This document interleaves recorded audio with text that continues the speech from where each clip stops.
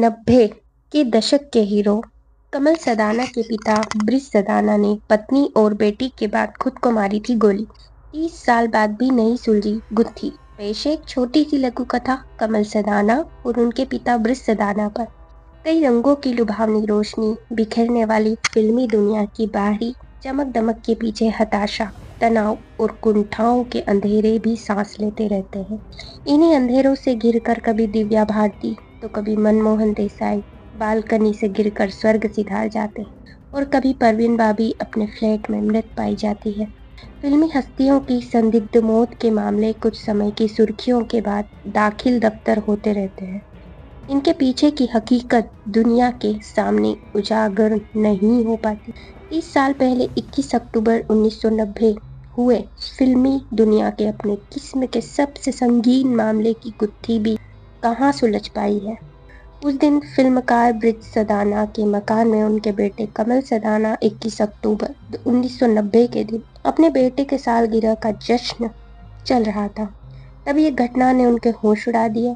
कमल ने अपने घर की एक कमरे में गोलियों की आवाज सुनी। कमल दौड़कर उस कमरे में गए तो देखा कि पिता बेकाबू होकर गोलियां चला रहे थे। जब ब्रिज सदाना ने अपनी पत्नी सईदा खान और बेटी नम्रता की गोली मारकर हत्या के बाद आत्महत्या कर ली। उन्होंने कमल सदाना पर भी गोली चलाई थी, लेकिन वे बाल बाल बच गए। यह जश्न मातम में बदल गया। लेकिन कमल की किस्मत अच्छी थी। आनंद फानंद में चली गोली से कमल बच गए। गोली उनके गले को छूकर निकल गई, लेकिन कमल बेहोश होकर गिर पड़े। जब कमल की आंख खुली तो पाया कि वो अस्पताल में है। उन्होंने जब पिता, माँ और बहन के बारे में पूछताछ की तो सच जानकर वो और भी ज्यादा हैरान रह गए। होश में आने के बाद कमल को बताया गया कि पत्नी और बेटी को मारने के बाद जब कमल के पिता ब्रिज सदाना ने उन पर गोली चलाई, कमल के बेहोश हो जाने के बाद पिता अपना संतुलन और भी ज्यादा खो बैठे और खुद को भी गोली मारकर आत्महत्या कर ली।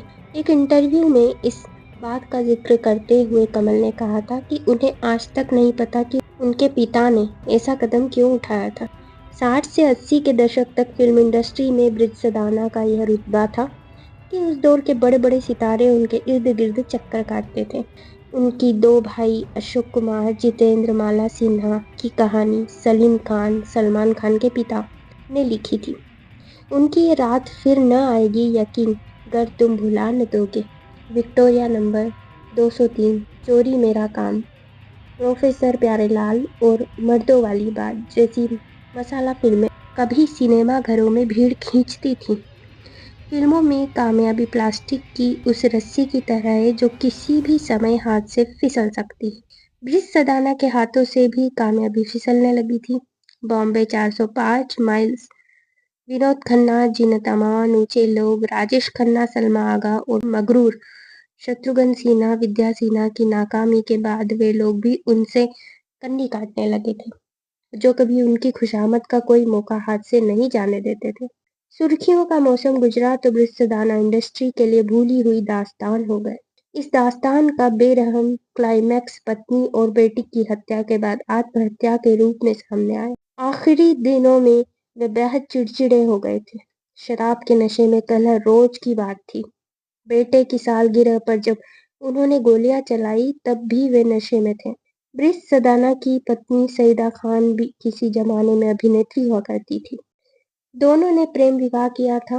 ब्रिज सदाना की हताशा और कुंठाओं ने न प्रेम रहने दिया न विवाह। पिता की तरह निर्माण निर्देशन में आजमाया हाथ। अपने माता पिता और बहन के इस त्रासद अंत के 2 साल बाद कमल सदाना ने बतौर अभिनेता फिल्मी सफर का आगाज किया। वे काजोल की पहली फिल्म बेखुदी 1992 के नायक थे। रंग, हम सब चोर हैं, बाली उमर को सलाम, काली टोपी लाल रुमाल, हम हैं प्रेमी, परवाने, मोहब्बत और जंग, फौज, निर्णायक और अंगारा समेत करीब 1.5 दर्जन फिल्मों के बाद भी जब उनके कैरियर में रफ्तार नहीं आई तो वे अपने पिता की तरह निर्माण निर्देशन की तरफ मुड़ गए। वे पिता की एक्शन कॉमेडी विक्टोरिया नंबर 203 का रीमेक पेश कर चुके हैं।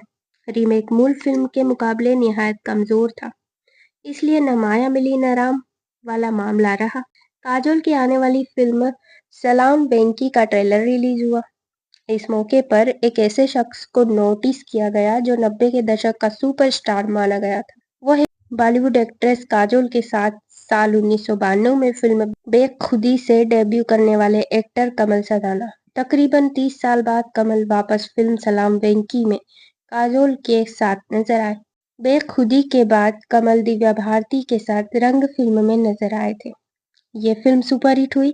कमल रातों रात स्टार बन गए। कमल ने अपने एक दशक के करियर में कुछ 15-16 फिल्में ही की है, मगर उनका करियर कुछ खास नहीं चल पाया। जिसके बाद वो कई सालों बाद एकता कपूर के सीरियल कसम से में नजर आए। सीरियल से वापसी करने के बाद भी उन्हें खास पहचान नहीं मिली, जिसके बाद उन्होंने फिल्में प्रोड्यूस की और फिर 2022 में काजोल के साथ फिल्म सलाम वेंकी में दिखे।